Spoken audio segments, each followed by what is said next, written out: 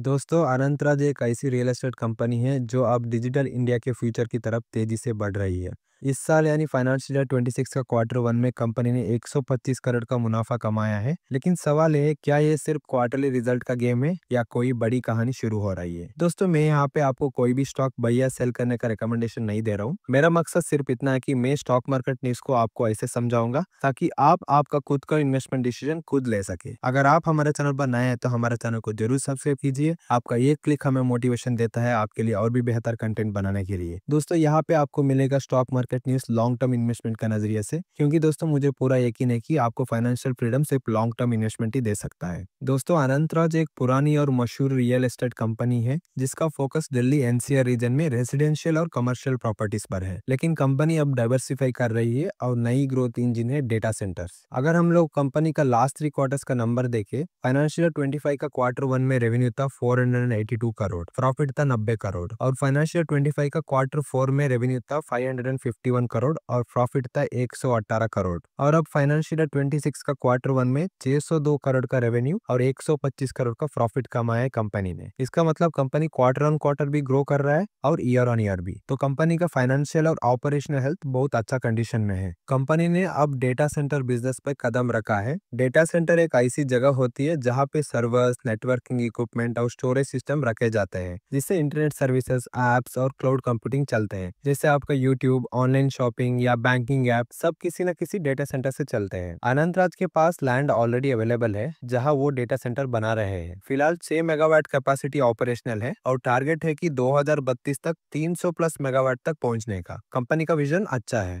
Company ने इस expansion के लिए 17,000 करोड़ का इन्वेस्टमेंट प्लान किया है। आर्टिफिशियल इंटेलिजेंस, 5G और क्लाउड कंप्यूटिंग जैसे ट्रेंड्स के कारण डेटा सेंटर का डिमांड तेजी से बढ़ रहा है और अनंतराज इस अपॉर्चुनिटी को कैप्चर करना चाहता है।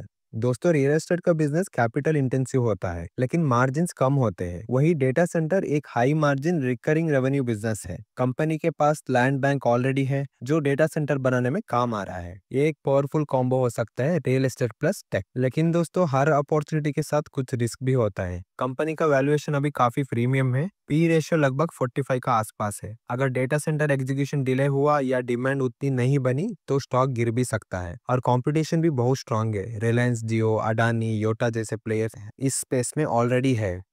दोस्तों, अगर आप एक लॉन्ग टर्म इन्वेस्टर है तो अनंतराज एक ऐसी कहानी हो सकती है जो अगले कुछ सालों में अनफोल्ड होगी। लेकिन अभी के लिए एसआईपी स्टाइल एंट्री या वॉच लिस्ट पर रखना बेटर है। दोस्तों, आपको वीडियो पसंद आए तो लाइक और शेयर जरूर कीजिए और कमेंट करके बताइए इस साल के एंड तक अनंतराज स्टॉक का प्राइस क्या होगा। अगर चैनल को अभी तक सब्सक्राइब नहीं किया तो चैनल को जरूर सब्सक्राइब कीजिए ऐसे ही स्टॉक मार्केट न्यूज के लिए। मिलते हैं अगले वीडियो में।